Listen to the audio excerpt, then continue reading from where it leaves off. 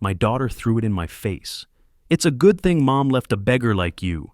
She looked at my modest clothes with disdain, not knowing that I had $17 million in my account. These words broke my heart, but when the truth came out, her world would turn upside down. Before we continue, please subscribe to the channel and let us know where you are listening in the comments. 20 minutes late. Again. I stirred my coffee for the third time, watching the cream swirl into brown spirals. The liquid had gone cold, just like my hope. Through the window of Maple Leaf Cafe, Springfield's afternoon light cast long shadows across empty tables. Other customers chatted quietly, their conversations a stark contrast to the silence at my corner table. The door chimed. Cornelia walked in, designer heels clicking against worn linoleum. Her cream-colored coat probably cost more than my monthly rent. She didn't apologize for being late, didn't even look apologetic. Just pulled out her phone, checked it, then glanced around the cafe like she'd entered a homeless shelter. "Dad." She sat across from me, purse positioned between us like a barrier. "Cornelia, sweetheart, you look wonderful." I meant it. Even with the coldness in her eyes, she was still my daughter. Still had her mother's graceful features, though none of her warmth. She checked her phone again. "I can't stay long. Richard's picking me up in an hour." Richard, her stepfather's name rolled off her tongue so easily. When had she stopped calling him Mom's husband? "How's work? The marketing firm treating you well?" "Fine." Another phone check. "Listen, why did you want to meet? If this is about money again..." "It's not about money." The words came out sharper than intended. "I just wanted to see my daughter. Is that so wrong?" She looked up from her screen, really looked at me for the first time. Her gaze swept over my brown jacket, clean but frayed at the cuffs, then to my simple white shirt. I saw judgment in her expression. Disappointment. "When's the last time you bought new clothes, Dad?" The question hit like a slap. "I manage fine. Teaching pays enough for..." "You're retired. You manage on a pension." She said it like a diagnosis. "Mom said you never had ambition. Now I see what she meant." I had plenty of ambition. I had dreams of watching my daughter grow up, of being part of her life. Well, that didn't work out, did it? Her fingers drummed against the table. "Richard took us to Paris last month. Business class. Mom deserves that kind of life." "And I didn't give her that?" "Look around, Dad. Look at yourself." Cornelia's voice carried an edge I'd never heard before. "Mom's living in a mansion now. They have 3 cars. I drive a BMW. I gave your mother 18 years of marriage. I gave her love. Love doesn't pay for private schools or nice vacations." She gathered her purse, preparing to leave. "Maybe if you'd tried harder, pushed for promotions instead of being content as a teacher." "I was a good teacher. My students respected me." "And where did that get you?" "A 1-bedroom apartment and instant coffee." I reached across the table, wanting to touch her hand, to bridge this impossible gap between us. She pulled away before I could make contact. "Cornelia, please. You're my daughter. That has to count for something." She stood, towering over me in her expensive heels. "I need to go. Richard doesn't like to wait." The cafe's warmth seemed to drain away as she turned toward the door. I watched her walk out of my life again, leaving nothing but the scent of her perfume and the bitter taste of rejection. I sat there long after she'd gone, staring at my cold coffee, wondering when I'd lost her completely. The drive home blurred past in a haze of traffic lights and evening shadows. My hands gripped the steering wheel of my old Honda, knuckles white against the worn plastic. Every word Cornelia had spoken echoed in my mind, each syllable a fresh wound.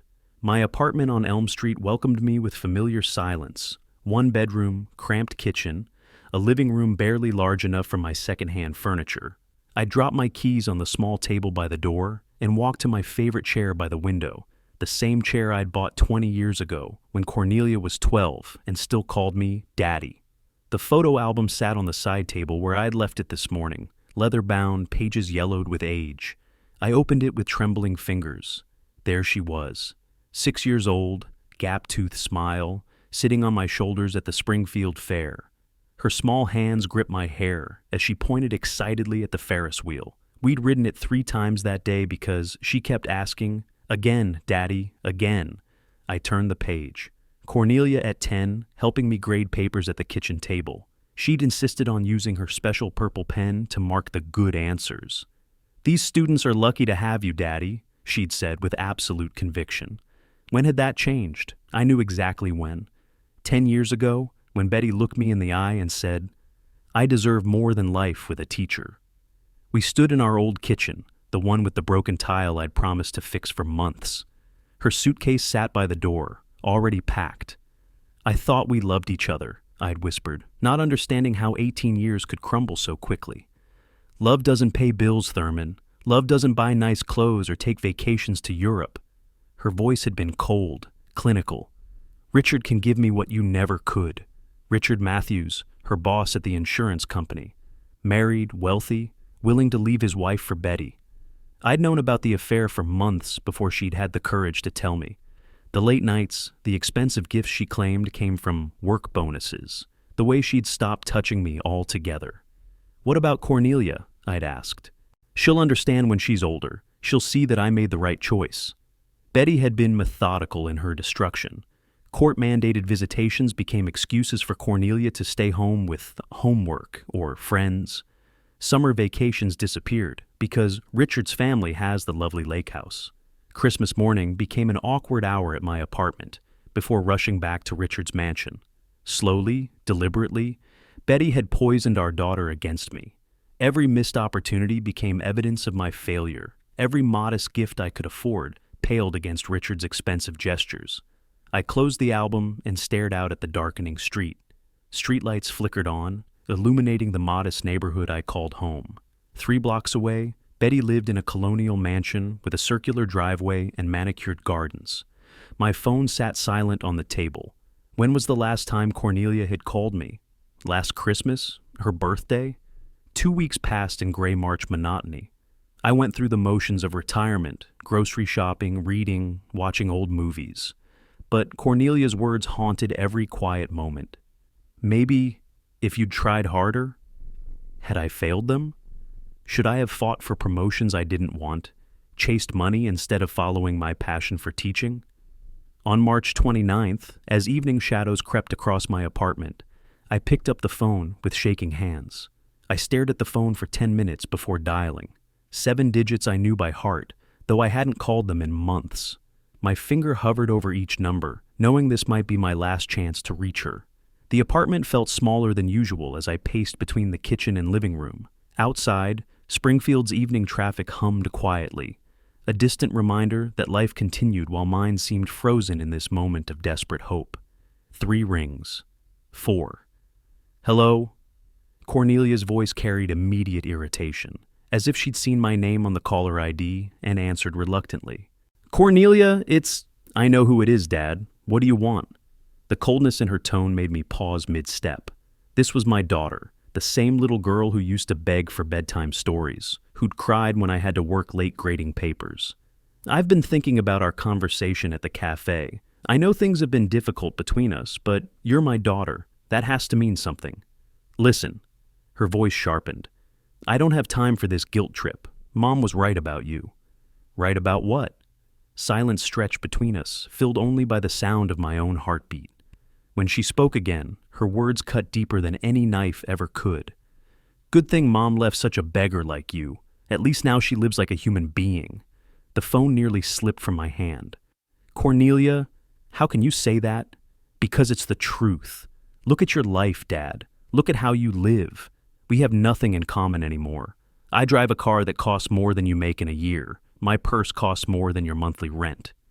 Each word hit like a physical blow. I gripped the phone tighter, my knuckles white against the black plastic. "I'm your father. And Richard's been more of a father to me than you ever were. He pays for things. He provides. He takes care of Mom the way she deserves. Money isn't everything, sweetheart. It is when you don't have it." Her voice rose, anger bleeding through the coldness. "You think I enjoyed wearing secondhand clothes to school? You think I liked explaining to friends why we couldn't afford to go on vacation like their families? I did my best. Your best wasn't enough. It was never enough." The line went dead. I stood there holding the phone, listening to the dial tone, feeling something fundamental break inside my chest. 27 years of memories. First steps, bedtime stories, parent-teacher conferences where she'd beam with pride when other teachers praised her, all reduced to this moment of complete rejection. My hands shook as I placed the phone back on its cradle. The apartment seemed to echo with her words. Beggar. Nothing in common, never enough. I walked to the window and stared out at the quiet street. A neighbor walked his dog under the streetlights. Normal life, continuing while mine fell apart. Somewhere across town, Cornelia was probably already back to whatever she'd been doing before I'd interrupted her evening. Maybe she was telling Richard about the pathetic call from her pathetic father. The photo album still sat on the side table. I couldn't bring myself to open it again. Those memories belonged to a different life, a different daughter. The woman who just hung up on me was a stranger wearing my child's face. I turned off the lights and sat in darkness, wondering if this was what complete failure felt like. I stood by the phone for what felt like hours, hands still trembling from placing the receiver down. The word beggar echoed in the silence of my apartment, bouncing off walls that suddenly felt closer than before. I moved slowly to my chair by the window, legs unsteady beneath me. Outside, Springfield's night had settled completely. Streetlights cast their familiar orange glow, but tonight they seemed dimmer somehow. I needed something to anchor me, something to remind me that the daughter who just destroyed me hadn't always been this cruel stranger. The dresser in my bedroom held 3 photo albums, each one a different era of our lives together. I pulled out the oldest one, its leather cover worn smooth by countless viewings. The first page always made me smile, even now. Cornelia at 6, missing both front teeth, wearing her favorite yellow dress with the sunflower pattern. She'd insisted on that dress for picture day, despite Betty's protests that it was too casual. In the photo, she beamed at the camera with pure joy, holding up a drawing she'd made at school. A stick figure man with glasses labeled, "Best Teacher Daddy." "Daddy, you're the best teacher in the world," she'd announced that afternoon, practically bouncing in her excitement. "And you're the best daughter, Princess," I'd replied, scooping her into my arms. She'd demanded I hang her artwork on the refrigerator next to my lesson plans. For months, that crooked drawing had been the first thing I saw every morning, a daily reminder of unconditional love. I turned the page, 8-year-old Cornelia at the Springfield Fair, cotton candy bigger than her head, blue stickiness coating her chin and fingers. She'd wanted to ride every ride twice, but insisted I ride beside her each time. "I'm not scared when you're with me, Daddy," she'd whispered during the haunted house, clutching my hand so tightly I could still remember the feeling. More pages. Cornelia at 10, helping me grade papers at our kitchen table, her purple pen marking enthusiastic "good job" notes on my students' assignments. She'd taken the task seriously, reading each answer aloud and asking me to explain the historical events they described. "These kids are so lucky to have you teaching them," she'd said, with absolute conviction. "You make history sound like stories." When had she stopped believing that? The pages grew heavier as I progressed through her teenage years. 14-year-old Cornelia at her first school dance, me adjusting her corsage with fumbling fingers while she rolled her eyes good-naturedly. But even then, I could see the change beginning. The way she'd glance toward the door, hoping Richard would arrive to pick them up, instead of me driving her. "Mom says you'll never be successful like her boss," she'd mentioned casually one evening while I helped with homework. I'd brushed it off then, thinking it was typical teenage rebellion. But Betty's poison had been working slowly, methodically, turning my daughter's admiration into embarrassment. By 17, the transformation was nearly complete. Graduation day photos showed Cornelia smiling, but her body language spoke volumes, standing closer to Richard than to me, accepting his expensive graduation gift with enthusiasm while barely acknowledging my modest one. The final pages documented her college years and beyond. Each photo showed her growing more distant, more polished, more like Betty. Designer clothes replaced her simple childhood outfits. Genuine smiles became practiced poses. The girl who once drew pictures calling me "Best Teacher Daddy" had become a woman who called me a beggar. I closed the album and sat in darkness, understanding finally that my daughter was gone. Not dead, but lost to me completely. The sweet child who'd believed I could conquer any fear, solve any problem, make any story come alive. She existed only in these photographs now. The apartment grew cold around me as midnight approached. Tomorrow would bring another day of this new reality. A world where my only child saw me as nothing more than an embarrassment, a failure, a beggar unworthy of her time. I turned off the lamp and prepared for a sleepless night, knowing I'd finally have to accept what I'd been fighting for 10 years. Some things, once broken, can never be repaired. 2 weeks crawled by in a haze of indecision and wounded pride. I'd wake each morning determined to move on, to accept that Cornelia was lost to me forever. By evening, I'd find myself staring at that old photo album again, convinced that somewhere inside the cold woman she'd become, my little girl still existed. April 12th arrived with tentative spring warmth. Trees around Springfield beginning to show their first green buds. I'd chosen Lincoln Park deliberately, the same place where we'd spent countless Sunday afternoons when she was young. If anything could reach the child inside her, it would be here. I arrived 30 minutes early, sitting on our old bench beside the duck pond. The water reflected blue sky and white clouds, just as it had 20 years ago, when Cornelia would squeal with delight watching mallards paddle toward the breadcrumbs we'd brought. She was 15 minutes late, of course. I spotted her BMW pulling into the parking area, sleek and silver, like everything else in her new life. She emerged wearing a cream spring coat that probably cost more than my monthly grocery budget, designer sunglasses hiding her eyes, even though the afternoon wasn't particularly bright. "You said this was important," she announced without greeting, checking her phone before sitting reluctantly beside me. I pulled out the photograph I'd brought, the one of us feeding ducks when she was 8. Her smile in the picture was radiant, arms stretched wide as breadcrumbs scattered across the water. "Remember how we used to feed the ducks here?" I held the photo toward her. She glanced at it dismissively. "That was long ago, Dad. People change." I brought some bread. I pulled a small bag from my jacket pocket. "Thought maybe we could. I'm not 8 years old anymore." Her voice carried the same edge as our phone conversation. "I have a dinner reservation at 7. Richard doesn't like when I'm late." "I wish we could start over," I said quietly, watching a family across the pond laughing as their toddler chased ducks along the shore. "I know I wasn't perfect, but I loved you more than anything. We have nothing in common anymore."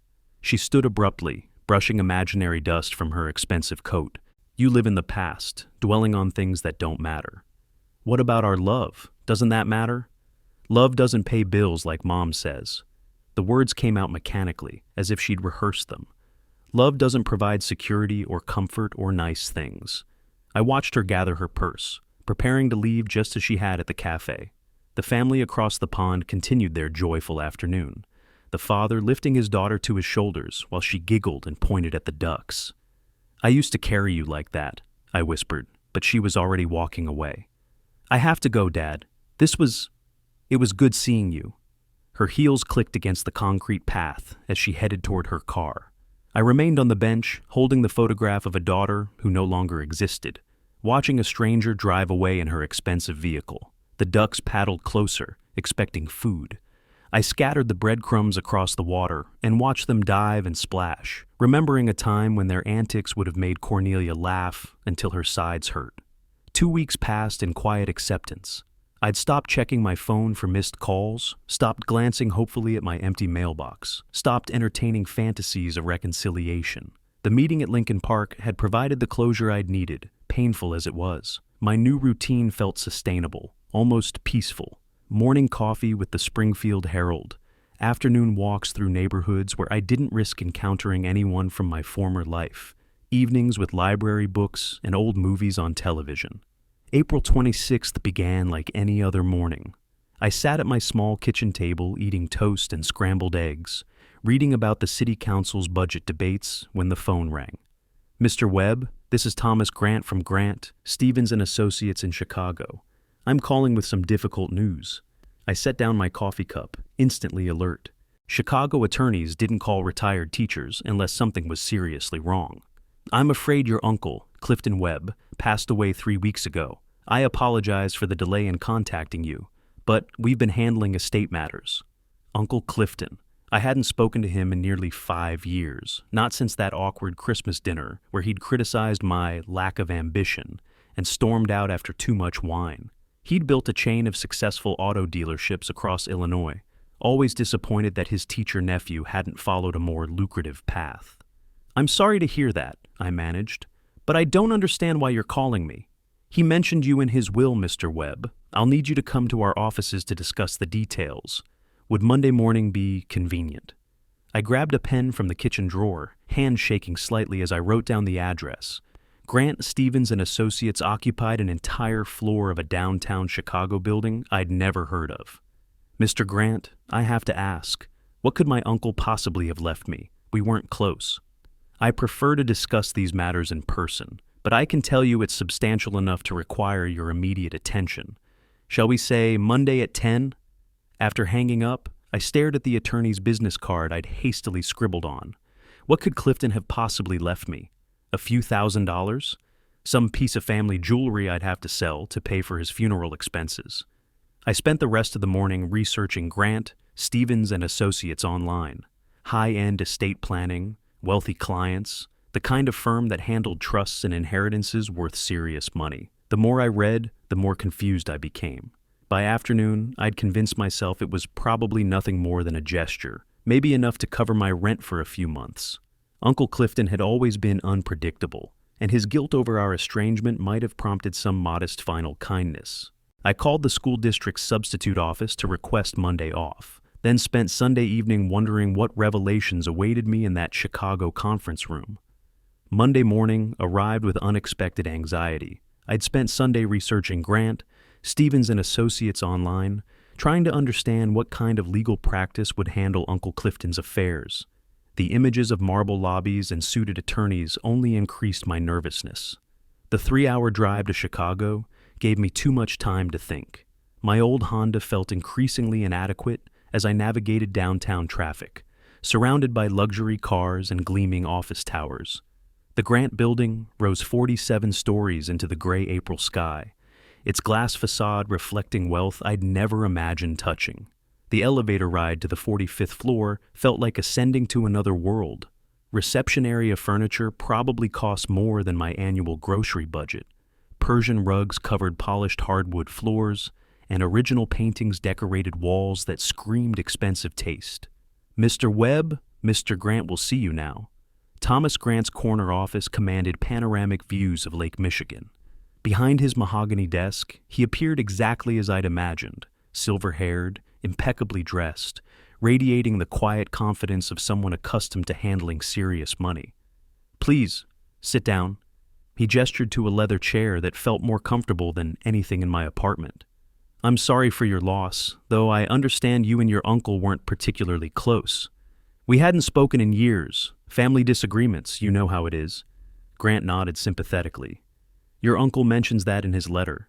He also writes about the tragedy that shaped his final years, the car accident that took his wife and 2 sons 15 years ago.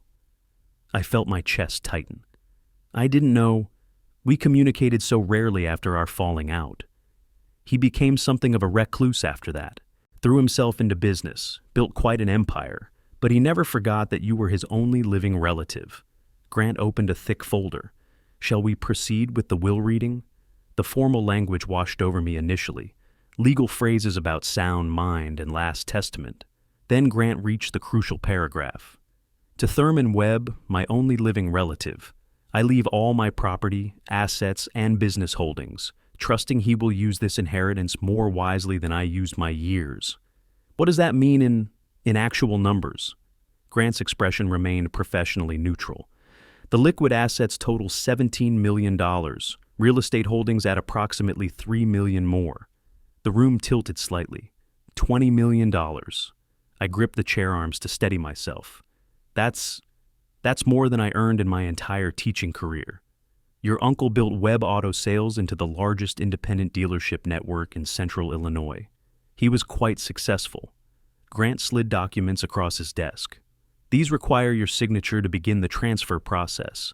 My hand shook as I signed paper after paper. Each signature felt surreal, like signing my name to someone else's life. $20 million. The number refused to settle into reality.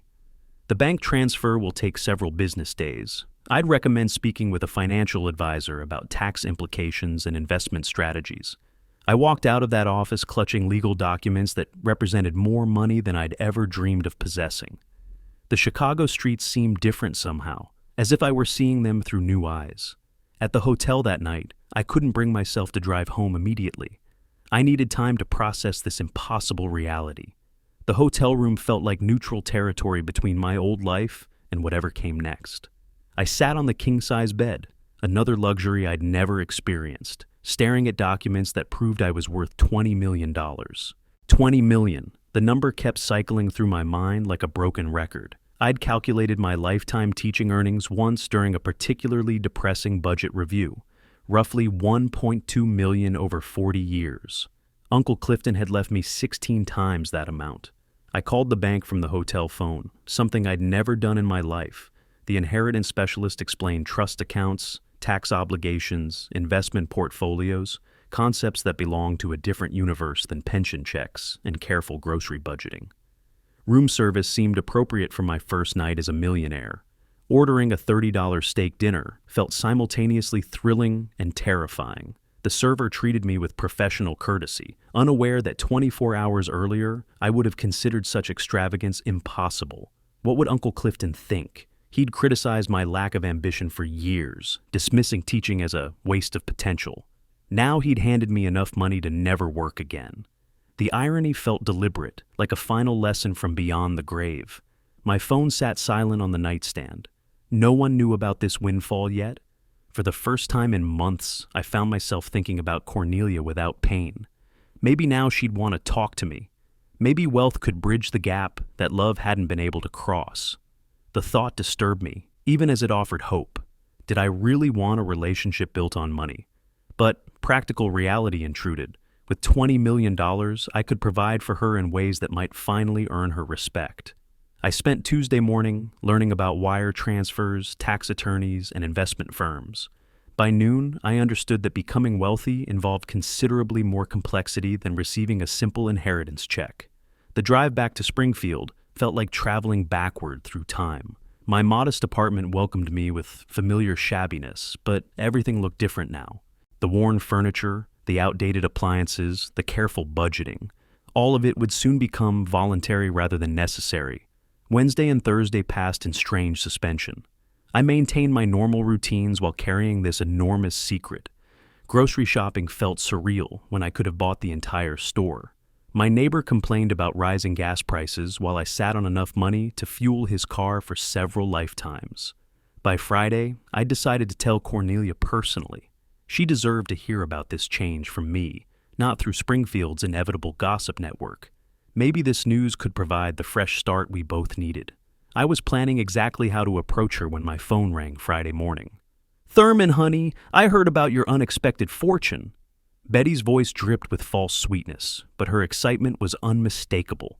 I nearly dropped my coffee cup, immediately wondering how she'd discovered what I'd kept secret for 4 days. "Betty, how did you find out?" "Oh, you know how small towns are. Margaret Henley saw you coming out of that fancy law firm in Chicago. She mentioned it to her sister, who told someone at the beauty salon." Her voice trailed off dismissively. "That's not important now. What matters is you can finally compensate me for all those years of poverty." The audacity hit me like a physical blow. Compensate you? For what exactly? For enduring 18 years married to a man with no ambition. For wearing second-hand clothes and driving broken-down cars while you pursued your little teaching hobby. Her mask of sweetness was already slipping. "I deserve half of that money, Thurman. At least half." "You mean the years when you were sleeping with your boss behind my back?" "Don't be dramatic. Richard offered me a better life, and I took it. That doesn't change what you owe me." I found myself standing straighter, feeling something I hadn't experienced in our marriage, complete confidence in my position. "I don't owe you anything, Betty. You walked out on our marriage for money, remember? I sacrificed my best years for you." Her voice rose sharply. While my friends were building comfortable lives, I was stuck with a man who thought noble poverty was somehow admirable. "You could have discussed your concerns with your husband instead of your boss's bedroom." "How dare you? I deserve that money more than you do. I know how to live properly, how to spend wisely. You'll probably give it all away to your precious students or some charity." The accusation stung because it held some truth. I had been considering donations to educational programs, but her demanding tone triggered something defensive in me. "This inheritance has nothing to do with you. Uncle Clifton left it to me, his nephew, not to my adulterous ex-wife. We'll see about that. I'm calling my lawyer today. 18 years of marriage creates legal obligations. You can't just pretend I don't exist because you finally got lucky. Good luck with that, Betty. I'm sure Richard can afford excellent legal representation for both of you. I hung up before she could respond, but my hands were shaking.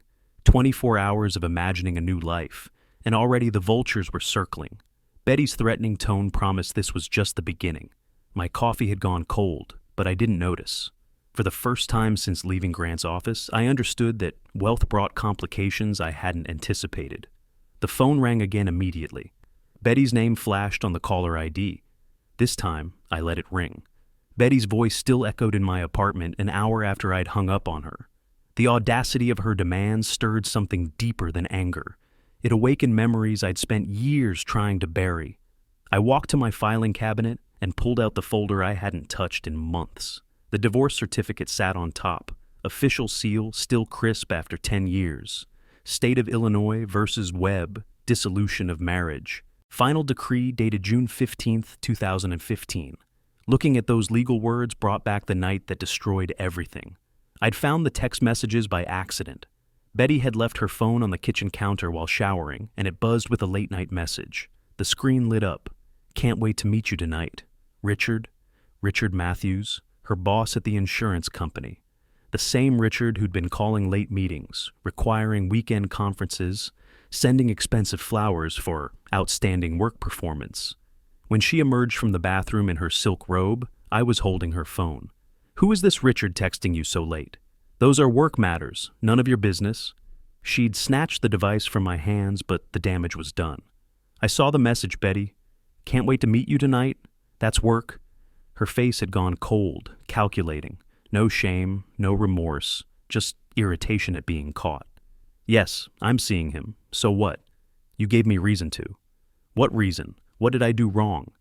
You're a teacher, Thurman. A teacher. Do you know how embarrassing it is telling people what my husband does for living? While my friends' husbands buy them jewelry and take them on cruises, you buy me books and talk about your precious students. The cruelty in her voice had shocked me more than the affair itself. 18 years of marriage reduced to social embarrassment and financial disappointment. I thought you loved me. I thought you'd amount to something more than a high school history teacher. She'd moved out the next week, taking half our modest savings and leaving behind nothing but criticism and blame. The divorce had been swift and merciless. Illinois was a no-fault state, so her adultery hadn't mattered legally, but it had mattered to me. Now, a decade later, she wanted half of Uncle Clifton's money. The same woman who destroyed our marriage for a richer man was demanding compensation for years of poverty she'd chosen to escape through betrayal. I placed the divorce papers back in their folder with steady hands. Betty had given up any claim to my life the night she chose Richard's wealth over our marriage. Uncle Clifton's inheritance belonged to me alone, and no amount of legal intimidation would change that fact. The phone rang again. This time, Cornelia's name appeared on the caller ID. I stared at it for 3 rings before reaching for the receiver, knowing this conversation would be even more painful than her mother's demands. 3 days had passed since Betty's threats, and I'd been expecting this call. Cornelia's name on the caller ID didn't surprise me. Her mother had clearly filled her in on the inheritance situation and coached her on what to demand. Dad, I heard about Uncle Clifton's inheritance. Her voice carried fake warmth, the same tone she'd used when asking for money during college. Professional and calculated, nothing like the spontaneous conversations we'd shared when she was young. News travels fast in Springfield. I kept my response neutral, curious to see how she'd approach this. I'm calling because I'm your only daughter. I have full rights to part of that money. No pretense about missing me or wanting to rebuild our relationship. Straight to the financial demands, just like her mother. The apple hadn't fallen far from the tree. Rights, after calling me a beggar? That was just emotional, Dad. I was upset. But financially speaking, I'm still your daughter, and daughters inherit from their fathers. It's natural law. Natural law. As if biology automatically entitled her to wealth she'd spent years rejecting along with me. When you needed a father for emotional support, I wasn't worth your attention. When you needed advice or encouragement, I was an embarrassment. But now that there's money involved, suddenly I'm dad again? Don't be dramatic. This is about fairness and family responsibility. Family responsibility. The The same daughter who'd ignored my birthday for 3 years was lecturing me about family responsibility. You know what's fair, Cornelia? The fact that Uncle Clifton left his money to someone who didn't call him a failure for 40 years. Someone who didn't judge his worth by his bank account. You can't keep all that money for yourself. It's selfish. Her voice cracked slightly, and for a moment I heard desperation beneath the entitlement.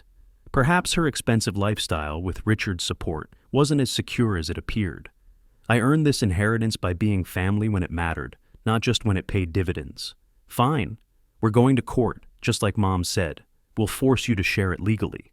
Good luck with that, sweetheart. Your mother gave up any legal claims when she chose adultery over marriage, and you gave up any moral claims when you chose materialism over your father.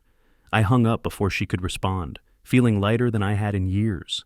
2 women who'd rejected me for my modest means were now demanding shares of wealth they'd never helped create. Let them try their legal threats. Uncle Clifton's will was ironclad, and my conscience was clear. The inheritance belonged exactly where it should, with the family member who'd remained loyal even when loyalty wasn't profitable. 2 weeks later, I stood outside Springfield County Courthouse, adjusting my best suit jacket.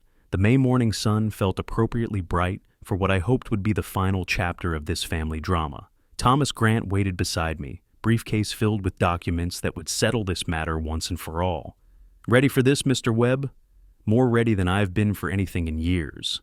Inside, the courtroom maintained that distinctive atmosphere of formal justice, dark wood paneling, American flag hanging beside the judge's bench, and the weight of legal tradition in every corner. Betty and Cornelia sat at the plaintiff's table with their attorney, a sharp-suited man from Springfield's most expensive law firm. Judge Morrison called the session to order with practiced authority. Case of Owens versus Webb. Plaintiffs seek distribution of inherited assets claiming spousal and filial rights. Mr. Harrison, present your case. Betty's attorney stood confidently. Your Honor, my clients seek fair compensation for years of financial sacrifice. Mrs. Owens endured 18 years of marriage to a man whose modest income prevented normal lifestyle expectations. Miss Webb, as sole offspring, deserves inheritance consideration regardless of recent family tensions. I watched Betty nodding emphatically at every point, playing the role of long-suffering ex-wife with practiced skill. Cornelia maintained her composed expression, though I noticed her expensive purse clutched tightly in manicured hands. Thomas Grant rose with calm precision. Your Honor, the will clearly designates Mr. Thurman Webb as sole beneficiary. Mrs. Owens forfeited any property rights through divorce proceedings 10 years ago.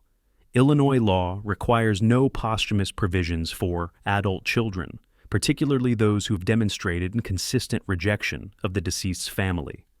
The divorce was finalized in 2015, Judge Morrison noted, reviewing documents. Mrs. Owens, what legal basis supports your claim to assets inherited by your former husband? Betty's attorney fumbled slightly. Common law marriage precedents suggest? Illinois abolished common law marriage in 1905, the judge interrupted dryly. Mr. Grant, present your evidence. Grant methodically displayed Uncle Clifton's will, divorce decree, and documentation of my sole surviving relative status. Each document reinforced the legal reality Betty and Cornelia had chosen to ignore. Furthermore, Grant continued, Mr. Webb maintained contact with the deceased despite family disagreements, while plaintiffs showed no interest in the benefactor during his lifetime. Judge Morrison reviewed the papers with thorough attention before delivering his verdict. Motion dismissed. Mr. Webb is the lawful and sole heir to Clifton Webb's estate.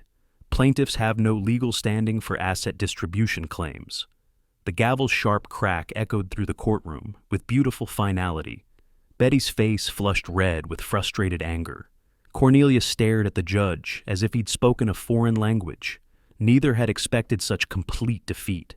I walked out of that courthouse into bright Springfield sunshine, $20 million richer and infinitely lighter in spirit.